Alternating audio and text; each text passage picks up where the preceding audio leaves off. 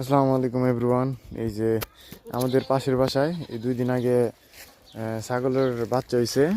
এই যে এই ছাগলটার তো এই একটা আর ওই যে এই একটা, এই দুইটা বাচ্চা হয়েছে, দুইটাই মাইয়া বাচ্চা।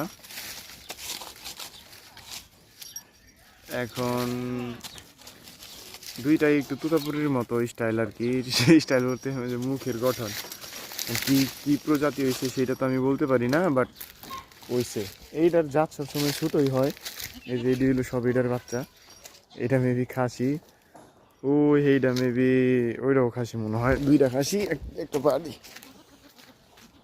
এই যে এটা পাডি, না এটা খাসি, এটা খাসি পাড়া।